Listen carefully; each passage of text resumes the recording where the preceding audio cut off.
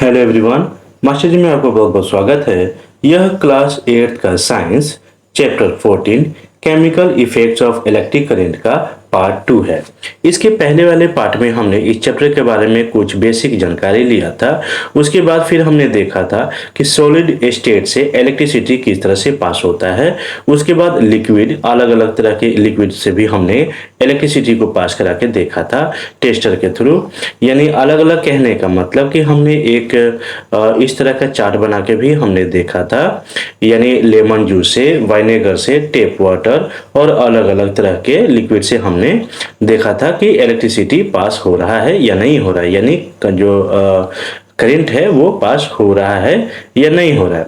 आज के हम इस सेकंड पार्ट में इस वीडियो का हम पढ़ेंगे 14.2 यानी chemical effects of electric current, जो कि यह चैप्टर का नाम भी है। तो चलिए बिना देर किए शुरू करते हैं। अगर इससे पहले आपने हमारे चैनल को सब्सक्राइब नहीं किया है तो प्लीज इसे सबसे पहले सब्सक्राइब करें, लाइक करें, कमेंट करें और अपने दोस्तों के साथ शेयर करना बिल्कुल भी ना भूलें। तो चलिए अब शुरू करते हैं। In class 7th we have learn some effects of electric current, यानी पिछले क्लास में हमने अलग अलग इलेक्ट्रिक करंट के इफेक्ट के बारे में हमने जाना था। Can you list this effect? क्या आप उन सभी इफेक्ट को लिखकर बता सकते हैं? What effect does the current produce when it flows through a conducting solution? यानी जो करंट आप पास करवा रहे हैं उसका जो कंडक्टिंग सॉल्यूशन था, है ना, तो उसके बारे में आप इसके बारे में लिखिए और बताइए यानी क्या इफेक्ट उसके ऊपर पड़ा। इसको हम एक एक्टिविटी के जरिए जान लेते हैं। Let us find out activity 14.6। Take out carbon rods carefully from 2 discarded cells, यानी पुराने सेल्स आपके पास अगर पड़े हों तो उसमें से जो रोड होता है यानी जो ग्रेफाइट का रोड होता है उसको आप अच्छे से निकाल लें। Clean there metal cap with sand paper. फिर उसमें से क्या करना है कि जो उसके ऊपर जो कैप लगा होता है मेटल का उसको अच्छे से सैंड पेपर से साफ कर लेना है। Wrap copper wire around the metal caps of the carbon rods and join them to a battery. फिर क्या करना है कि उसके ऊपर एक कॉपर वायर को अच्छे से लपेट देना है, जिस तरह से आप इस फिगर में देख पा रहे हैं। ये देखिए, ये दोनों रोड के ऊपर कार्बन कह रहा हूँ, कॉपर वायर को अच्छे से लपेट देना है। ठीक है, we call these 2 rods electrodes. अब इन दोनों रोड्स को, ये जो ग्रेफाइट का रोड है यानी कार्बन का जो रोड है, इन दोनों को हम इलेक्ट्रोड का नाम दे रहे हैं। ठीक है, इसे हम इलेक्ट्रोड्स कह रहे हैं। इंस्टीड ऑफ,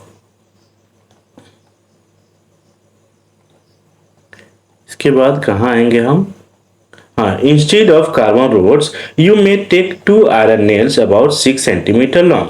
अगर आपको ये नहीं मिल रहा है यानी ये ग्रेफाइट रोड नहीं मिल रहा है तो आप जो नेल होता है यानी जो कील होता है उसको आप 6 सेंटीमीटर कम से कम होना चाहिए, वो भी लेकर यह एक्टिविटी को कर सकते हैं। इसके बाद क्या करना है? Pour a cup full of water in a glass और प्लास्टिक बॉल। या तो आप किसी ग्लास में या फिर प्लास्टिक के कटोरे में उसमें थोड़ा पानी आप ले लें। ओके, तकरीबन 1 कप पानी ले लेना है। और क्या करना है उसके बाद? Add a teaspoonful of salt or a few drops of lemon juice to water to make it more conducting। अब उसमें क्या करना है कि थोड़ा सा आपको 1 चम्मच नमक डाल लेना है। अगर नमक ना है तो आप लेमन जूस भी डाल सकते हैं। Now immerse the electrodes in the solution। अब इसमें क्या करना है कि जिस तरह से ये फिगर में दिखाया गया है, ठीक है, उसमें आप जो इलेक्ट्रोड प्लेट होता है, जैसे देखिए यहाँ पे लिखा हुआ था, क्या लिखा है? Now emerge the electrode in this solution.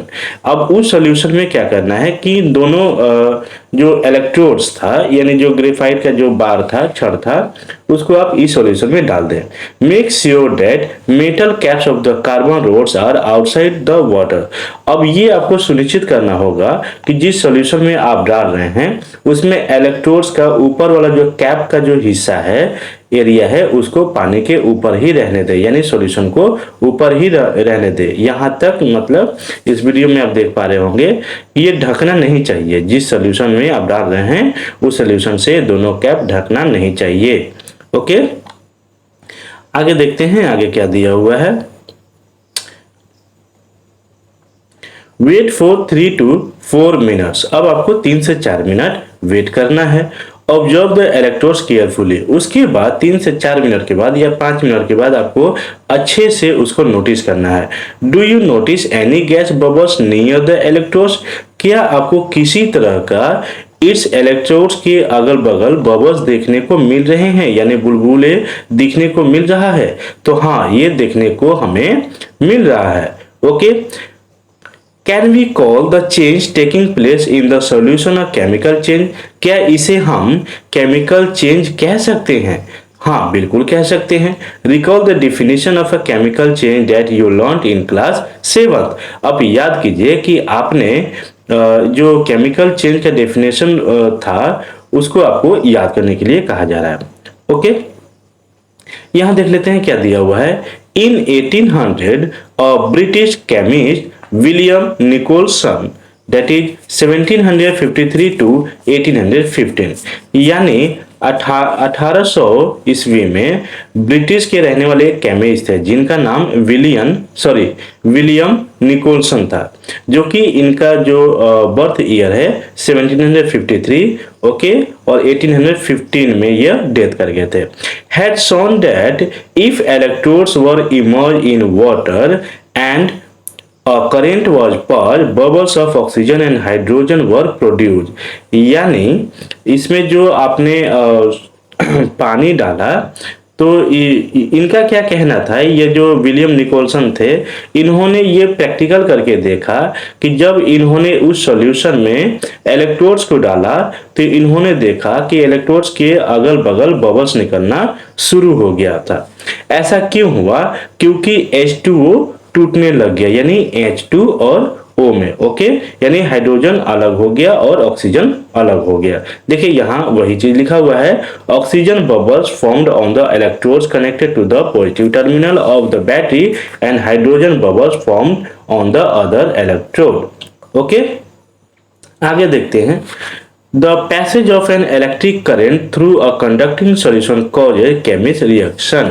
यानी ये जो इलेक्ट्रिक करंट जब पास होकर जा रहा था तो उस सॉल्यूशन में, जिसके कारण क्या होगा कि केमिकल रिएक्शन होगा, यानी जो बबल्स बनने लग गए उसके पीछे का कारण क्या है? Chemical reaction. Okay, as a result bubbles of a gas may be formed on the electrode, इसीलिए वह बबल्स बनना शुरू हो गए इलेक्ट्रोड्स के ऊपर। डिपॉजिट्स ऑफ मेटल में be seen on the electrodes, यानी आप जो इलेक्ट्रोड्स के ऊपर मेटल को आप इकट्ठा होते हुए देख पा रहे होंगे या देख सकते हैं अगर ये एक्टिविटी को आप करते हैं तो। चेंजेस ऑफ कलर सॉल्यूशन में अकर, हो सकता है कि दूसरा कलर भी चेंज हो जाए। The reaction would depend on what solution of electrodes are used. अब डिपेंड इस पे करता है कि आपने किस तरह का सॉल्यूशन ले रखा है। These are some of the chemical effects of the electric current। तो इस तरह के कुछ यहाँ पे केमिकल इफेक्ट्स है वह दिखाया गया है इलेक्ट्रिक करंट में। ओके, आगे देखते हैं। Bujo decided to test whether some fruits and vegetables also conduct electricity or not। अब बूझो यहाँ कुछ खुरपाती करना चाहते हैं, ये देखना चाहते हैं कि क्या अभी तक तो हम सॉल्यूशन में करते आ रहे थे इलेक्ट्रिक को पास करा के, करंट को पास करा के, तो क्या ये वेजिटेबल या फ्रूट के ऊपर भी ऐसा हो सकता है? He cut a potato into 2 halves and inserted the copper wires of a tester into it। इन्होंने क्या किया कि एक आलू को लिया और उसको 2 हिस्सों में काट दिया। अब उसमें इन्होंने क्या किया कि बैटरी के थ्रू, है ना, जैसे यहाँ पे आप देख सकते हैं कि इन्होंने एक मैग्नेट लिया और माचिस के डिबिया के अंदर इन्होंने कंपास को रखा और एक सिरे को यहाँ से पॉजिटिव टर्मिनल में जोड़ा और दूसरे सिरे को, यानी दूसरे टर्मिनल को नेगेटिव से जोड़कर आलू में इस तरह से इंसर्ट कर दिया। और थोड़ी देर के बाद, यानी तकरीबन 15-20 मिनट के बाद इन्होंने क्या देखा कि एक तरफ का जो एरिया है जहां पे इन्होंने इंसर्ट किया था आलू में, पोटैटो में, वहां पे कुछ स्पॉटेड नजर आ रहा था, यानी कुछ धब्बे टाइप के दिखाई दे रहे थे और एक साइड नहीं था। ओके, तो अब देखिए, अब जिस साइड ये स्पॉटेड नजर आएगा तो इससे हम यह कह सकते हैं कि उधर पॉजिटिव साइन हो रहा है, और जिधर स्पॉटेड नहीं है उधर नेगेटिव टर्मिनल। तो इससे ये भी पता किया जा सकता है कि जिधर स्पोर्ट्स बना उधर पॉजिटिव चार्ज है, और जिधर कुछ नहीं बना, ब्लैंक रहा, तो वहां नेगेटिव चार्ज। तो देखिए, इस साइड को हम कहेंगे पॉजिटिव चार्ज और इस साइड को कहेंगे नेगेटिव चार्ज। ओके, आगे देखते हैं। He was surprised with this observation along with the पहले repeated this activity many times। अब ये चीज एक्सपेरिमेंट करने के बाद बुझो ने किया, तो पहले के साथ इसी एक्टिविटी को इन्होंने कई बार करके देखा। They found that it was always the wire connected to the positive terminal which had a greenish blue spot around it। यानी जब भी इन्होंने एक्टिविटी करके देखा तो तभी इन्होंने ये पाया कि जिधर पॉजिटिव साइन है उधर का ही जो वायर कनेक्टेड जो आलू में है उधर ही यानी कुछ ग्रीनिश टाइप का स्पॉट बन रहा है। ओके, दे फेल्ट दैट, तो उन्हें अब ये रियलाइज होता है this discovery was very useful because it would be used for identify the positive terminal of a cell और a battery concealed in a box. यानी जिस साइड स्पॉट बन रहा है, यानी जिस साइड पॉजिटिव टर्मिनल था उसी साइड हमेशा स्पॉट बन रहा था। तो इससे ये पता चलता है कि हाँ, जिधर स्पॉट बन रहा है उधर ही क्या है, पॉजिटिव टर्मिनल है, और जिधर नहीं बन रहा है उधर नेगेटिव टर्मिनल है। They decided to report their finding to a children magazine. फिर इन्होंने क्या किया कि एक मैगजीन में इस तरह का इन्होंने लोगों को बताया। Okay, remember that Boojho set out to test whether potato conducted electricity or not। What he found was that current produced a chemical effect in the potato। क्या ये जो चेंजेस हुआ है इसको हम केमिकल इफेक्ट कह सकते हैं जो पोटैटो के साथ हुआ। To him this was very exciting. इससे क्या हुआ कि वो बहुत एक्साइटेड हुए। In fact this is how science sometimes work. यानी इन्होंने सोचा कि कभी कभी साइंस जो है वो किस तरह से काम कर जाता है। You are looking for a something and you discover something else. आप पता कुछ और कर रहे होते हैं लेकिन हो कुछ और जाता है। तो कभी कभी साइंस में इस तरह की चीजें, घटनाएं जो हैं होती रहती हैं कि आप डिस्कवर कुछ और करना चाहते हैं लेकिन हो कुछ और जाता है। Okay, many important discoveries have been made in this manner. यानी कई सारे ऐसे डिस्कवरीज, खोज हैं जो कि गलती से इसी तरीके से हो गए हैं। ओके, नेक्स्ट टॉपिक हम लोग का 14.3 इलेक्ट्रोप्लेटिंग है। इलेक्ट्रोप्लेटिंग होता क्या है, यानी किसी दूसरे सरफेस पर दूसरे का कोट लगा देना, उसी को हम इलेक्ट्रोप्लेटिंग कहते हैं। मान लीजिए कोई चांदी है और उसके ऊपर हम मान लीजिए कि सिल्वर का कोट हमने लगा दिया, तो इस पूरे प्रोसेस को, प्रक्रिया को हम इलेक्ट्रोप्लेटिंग कहेंगे। या फिर मान लीजिए कोई आयरन सरफेस है और उसके ऊपर हम कॉपर का लेयर चढ़ा रहे हैं, तो उस प्रोसेस को भी हम क्या कहेंगे, इलेक्ट्रोप्लेटिंग कहेंगे। चलिए डिटेल से पढ़ते हैं। You know that a brand new bicycle has shiny handle bar and wheel RIMS. आप जानते ही होंगे कि जब नए साइकिल हम लेते हैं तो उसका जो हैंडल होता है वो बहुत चमकदार होता है, या फिर साइकिल का जो रिम होता है पहिए का वो भी बहुत चमकदार होता है, शाइनी होता है। ऐसा क्यों होता है, अभी पढ़ते हैं। However, if these are accidentally scratched, the shiny coating comes off, revealing a not so shiny surface beneath। beneath मतलब उसके अंदर का। तो कभी कभी क्या होता है कि एक्सीडेंटली यानी किसी घटना के कारण या तो चोट लग जाए, किसी चीज से उस भारी बुरी तरह से वो टकरा जाए, तो कभी कभी आप देखते होंगे वहां का पेन छूट जाता है, तो वो अंदर का जैसा मेन कलर होता है, अगर आयरन का है तो पूरा आयरन यानी ब्राउन या फिर ब्लैक दिखने लगता है। ठीक है, यानी ऊपर का वो सरफेस हट जाता है, कहने का मतलब यही है। You might have also seen women using ornaments which appear to be made of gold. कुछ औरतों को आपने ये भी देखा होगा कि जो गहने उन्होंने पहन रखा है वह गोल्ड तरह का ही दिख रहा है, हाउएवर विथ रिपीटेड यूज, और वो बार बार यूज कर पा रहे हैं। The gold coating wear off revealing silver और सम अदर मेटल बीनीथ। जब उसके ऊपर से गोल्ड कोटिंग हट जाता है तो अगर वो सिल्वर का है तो सिल्वर दिखने लगता है, नहीं तो अगर किसी दूसरे मेटल का बना है तो वो दूसरा मेटल दिखना शुरू कर जाता है। क्योंकि समय के साथ साथ क्या होता है धीरे धीरे कि उसके ऊपर जो गोल्ड गोल्ड प्लेटिंग हुआ रहता है वह हटने लगता है केमिकल इफेक्टिंग के कारण। ओके, यानी केमिकल रिएक्शन के कारण। अब कभी कभी क्या होता है कि जिन व्यक्तियों को पसीना ज्यादा आता है तो उनके साथ ऐसा घटना ज्यादा देखने को मिलता है कि अगर वो डुप्लीकेट गहना पहन रहे थे उनका गहना जल्दी खराब होने लगता है। क्यों? क्योंकि उनके पसीने में क्या है, नमक है, और नमक के कारण वो क्या होता है, केमिकल रिएक्शन होता है। In both these cases a metal has a coating of another metal, यानी इन दोनों के केसेस में हमने क्या देखा कि एक दूसरे मेटल के ऊपर दूसरा कोट चढ़ाया जा रहा है। तो कह सकते हैं कि इसी प्रोसेस को हम क्या कहते हैं, इलेक्ट्रोप्लेटिंग कहते हैं। Okay, Do you wonder how a layer of one metal can be deposited on top of another? कहने का मतलब क्या आपको पता है या क्या आप जानना चाहते हैं कि एक मेटल के ऊपर दूसरा मेटल का जो इलेक्ट्रोप्लेटिंग होता है वो किस तरह से होता है? Well, let us try doing it ourselves. यानी इसको अब हम करके देखते हैं एक एक्टिविटी के जरिए। एक्टिविटी 14.7।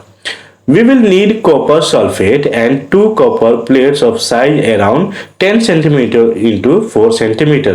अब हमें क्या चाहिए, कॉपर सल्फेट चाहिए। ओके, क्या चाहिए हमें, कॉपर सल्फेट चाहिए, और दूसरा क्या चाहिए, 2 हमें कॉपर प्लेट्स चाहिए होगा जिसका साइज तकरीबन 10 सेंटीमीटर इंटू 4 सेंटीमीटर होना चाहिए। उसके बाद क्या होना चाहिए हमारे पास, take 250 millilitre of distil water in a clean.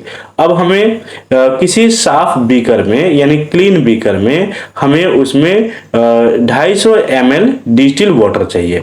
अब इसमें हम क्या करेंगे, dissolve 2 teaspoonful of copper sulphate in it. अब उसमें हम क्या करेंगे कि ये जो कॉपर सल्फेट है, ओके, कॉपर सल्फेट को अगर हम इसका अगर हम फॉर्मूला बताएं तो CuSO4 होता है। ठीक है, अब इसमें मिला देना है, यानी 2 चम्मच उसमें मिला देना है।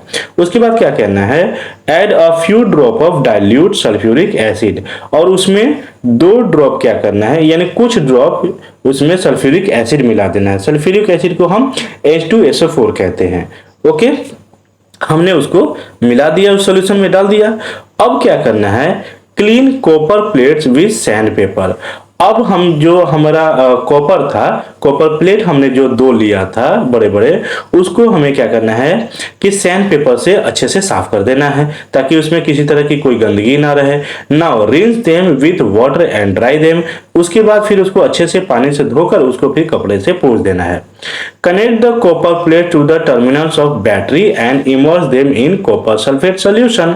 अब उसको क्या करना है कि कॉपर प्लेट्स को वायर के साथ जोड़कर अलग अलग, और उसको फिर जो हमने सॉल्यूशन लिया था यानी कॉपर सल्फेट का सॉल्यूशन लिया था उसमें डाल देना है, जिस तरह से 14.7 फिगर में आप देख सकते हैं यहाँ पर। ओके, यहाँ पे आप देख सकते हैं यह एक बीकर है, कांच का हो सकता है या फिर किसी प्लास्टिक का हो सकता है।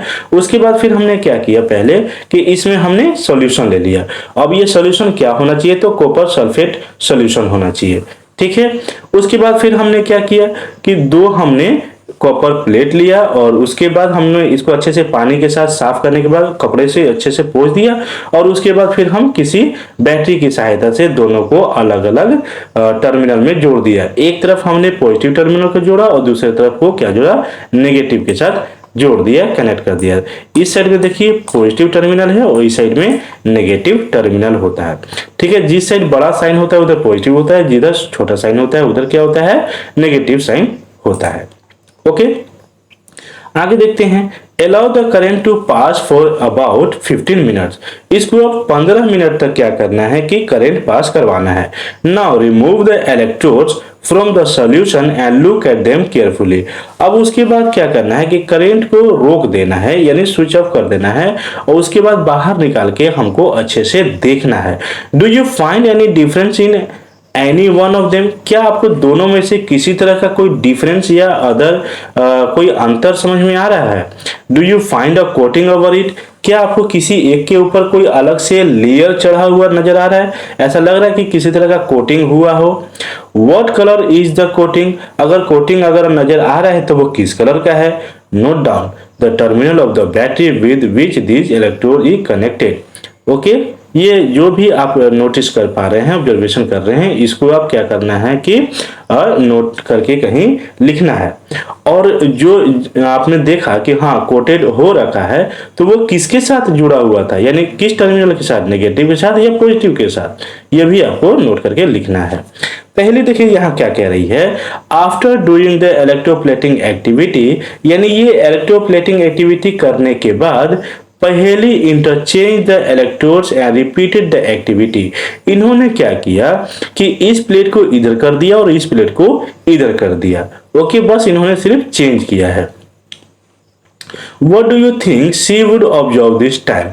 आपको क्या लगता है ये क्या करना क्या चाहती हैं?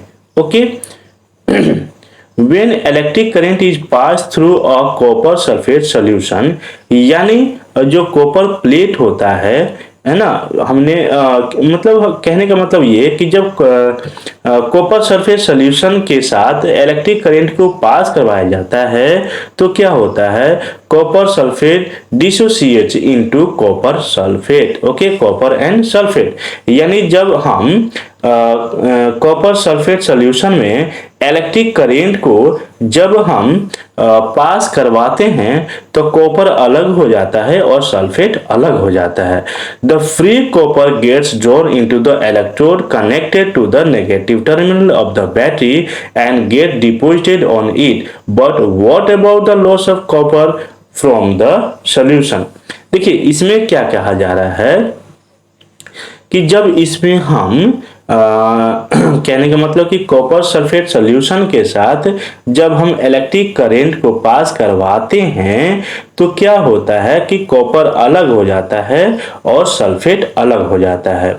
अब कॉपर यहां से हटने के बाद क्या करता है कि मूव करके नेगेटिव टर्मिनल की तरफ जो कॉपर प्लेट लगा हुआ था उसके ऊपर जाकर ये चिपकने लगता है या डिपॉजिटेड होने लगता है।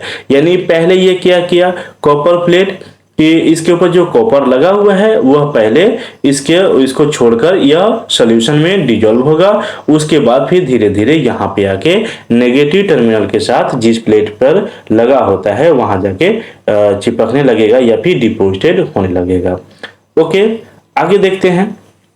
अब क्या कह रहा है, लेकिन जो कॉपर जो है सॉल्यूशन उसके साथ क्या होता है, फ्रॉम द अदर इलेक्ट्रोड, यानी दूसरा जो इलेक्ट्रोड होगा, a copper plate and equal amount of copper get dissolve in the soil, thus the loss of copper from the solution is restored and the process continued। अब धीरे धीरे क्या होगा कि इसके ऊपर पूरा कॉपर आ गया, ठीक है, दोबारा फिर हमने इलेक्ट्रिक करंट को पास कराया तो फिर यहाँ से हटने के बाद फिर यहाँ आ जाएगा और ये जो प्रक्रिया है, प्रोसेस है, ये कंटिन्यू इस तरह से चलते रहता है। और ये जो भी हमने एक्टिविटी में करके देखा इसको हम इलेक्ट्रोप्लेटिंग कहते हैं। Okay, this means that copper gets transferred from one electrode to another, यानी अदर। कहने का मतलब कि इससे हमें यह पता चलता है कि जब हम कॉपर सल्फेट सॉल्यूशन में कॉपर सल्फेट लगा हुआ यानी जो प्लेट को हमने डाला तो वो क्या करता है कॉपर कि जब इलेक्ट्रिक करंट को आप पास कराएंगे जिसके वजह से केमिकल इफेक्ट होगा और कॉपर ट्रांसफर होके दूसरे प्लेट के ऊपर जाने लग जाएगा। Okay, Bujo could get only one copper plate, so he performed activity 14.7 by connecting a carbon rod in place of other plate which was connected to the negative terminal of the battery. He succeeded in obtaining a coating of the copper on the carbon rod. अब बूझो देखिए यहाँ दोबारा खुरपाती क्या करते हैं कि इन्होंने क्या किया कि सिर्फ एक ही कॉपर प्लेट को लिया और एक टर्मिनल के साथ पॉजिटिव या नेगेटिव टर्मिनल के साथ जोड़ दिया और दूसरे टर्मिनल में इन्होंने क्या किया कि कॉपर प्लेट ना लेकर इन्होंने एक इलेक्ट्रोड ले लिया जो ऊपर हमने पढ़ा था यानी ग्रेफाइट। यानी यहाँ पे इस एक्टिविटी में क्या किया जा रहा है कि दो कॉपर प्लेट लिया जा रहा है, लेकिन उन्होंने क्या किया बूझो ने कि एक तरफ तो कॉपर प्लेट लिया लेकिन दूसरे तरफ एक बार लगा दिया यानी इलेक्ट्रोड को लगा दिया या फिर हम कहें तो ग्रेफाइट बार को लगा दिया। ठीक है। और इन्होंने इसी प्रोसेस को करना चाहा तो सेम वही चीज हो रहा था, कॉपर हटकर पूरा आके कहाँ चिपक गया, तो ये पूरे के पूरे इलेक्ट्रोड के ऊपर आकर चिपक गया। देखिए यहाँ लिखा हुआ है he succeeded in obtaining in a coating of copper on a carbon rod. Okay, the process of depositing a layer of any desired metal on another material by means of electricity is called electroplating। कहने का मतलब कि आप दूसरा भी metal का ले सकते हैं और इस प्रोसेस को कर सकते हैं। और ये जो भी आपने प्रोसेस किया, यानी कॉपर निकल के दूसरे के ऊपर जाके चिपकते गया यानी डिपॉजिट होते गया, ये पूरी प्रोसेस को हम इलेक्ट्रोप्लेटिंग कहते हैं। ट्रांसफर होके दूसरे तरफ चल जाना को ही क्या कहेंगे, इलेक्ट्रोप्लेटिंग कहेंगे। It is one of the most common application of chemical effect of electric current। तो इसे हम केमिकल इफेक्ट कह सकते हैं, किसका, इलेक्ट्रिक करेंट का। ठीक है, electroplating is a very useful process, यानी इलेक्ट्रोप्लेटिंग जो है यह बहुत ही यूजफुल होता है हमारे लाइफ में electroplating. Okay, it is widely use in industries for coating metal object with a thin layer of different metal. कहने का मतलब कि ये जो प्रोसेस होता है इलेक्ट्रोप्लेटिंग होता है, यह कई उद्योग में या इंडस्ट्रीज में इस्तेमाल किया जाता है कोटिंग करने के लिए, यानी दूसरे मेटल के ऊपर दूसरा कोट चढ़ाने के लिए। ओके, और ये सस्ते में ही हो जाता है। अब मान लीजिए कि किसी को ज्वेलरी पहनने का शौक है, लेकिन इतना भी पैसा नहीं है कि वो गोल्ड ले सके, तो वो क्या करेगा कि गोल्ड का पानी चढ़ा हुआ ले लेगा, यानी इलेक्ट्रोप्लेटिंग किया हुआ ले लेगा, तो सस्ते में उसका शौक भी पूरा हो जाएगा। ठीक है, the layer of metal deposited has some desired property which the metal of the object lack. For example, chromium plating is done on many objects such as car parts, bath taps, kitchen gas burner, bicycle handle bars, wheel rims and many other. अब ये जो chromium plating होता है, देखिए बहुत सारे चीजों में इसका कोटिंग होता है।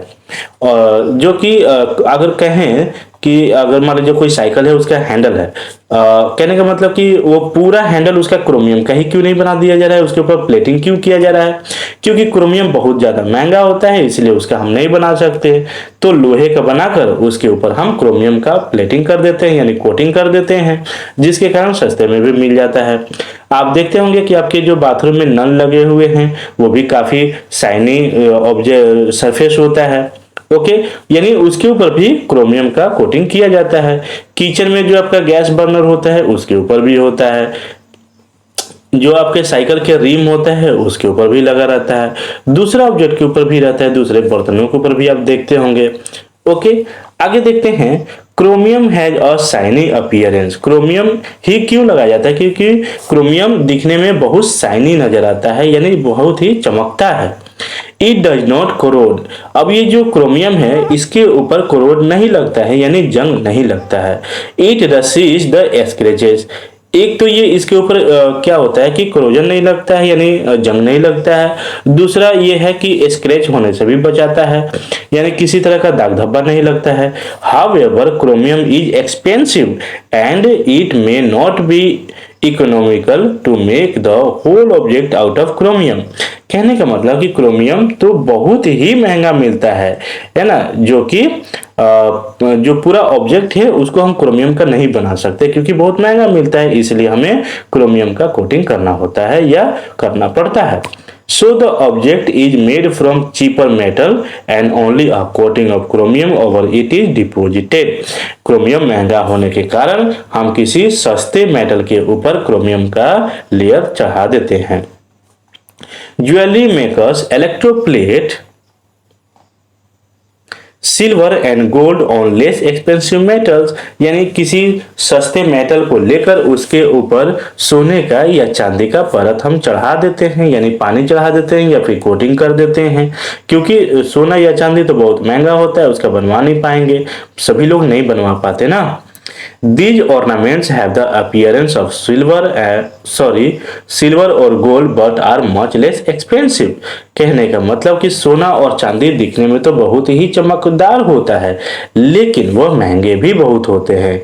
आपने देखा होगा tin cans use for storing food, यानी खाने को स्टोर करके रखने के लिए, यानी जो पैक होकर आता है टीन कैन, वो बहुत ज्यादा शाइनी होता है। Are made by electroplating tin into iron, यानी आयरन के टीन के ऊपर इलेक्ट्रोप्लेटिंग किया हुआ रहता है, यानी क्रोमियम का लेयर चढ़ाया हुआ रहता है। Tin is less reactive than iron. क्यों होता है? क्योंकि जो टीन होता है ना, टीन का इस्तेमाल इसलिए होता है क्योंकि वो रिएक्टिव कम होता है, ओके, आयरन के मुकाबले। thus food does not come into contact with iron and is protected from the getting spoiled, और वो खराब होने से भी बच जाता है, वो जल्दी खराब नहीं होता है। Iron is use in bridges and automobiles to provide strength. Iron का इस्तेमाल ब्रिज बनाने में या फिर ऑटोमोबाइल्स यानी गाड़ी घोड़ा बनाने में काम में लिया जाता है। क्यों? क्योंकि आयरन बहुत मजबूत होता है दूसरे मेटल के मुकाबले। However, iron tends to corrode the rust, लेकिन आयरन में क्या होता है कि जंग जल्दी लगता है। So a coating of zinc is deposited on iron to protect it from corrosion and formation of rust, जिसकी वजह से हमें क्या करना होता है कि आयरन के ऊपर जल्दी जंग लग जाता है, तो हम क्या करते हैं कि उसके ऊपर हम पेंट मार देते हैं, पेंट कर देते हैं, या फिर जिंक का उसके ऊपर कोटिंग कर देते हैं ताकि कोरोजन उसके ऊपर ना लगे, जंग ना लगे। ठीक है। In the electroplating factories, the disposal of the used conducting solution is a major concern. It is a polluting waste and there are specific disposal guidelines to protect the environment.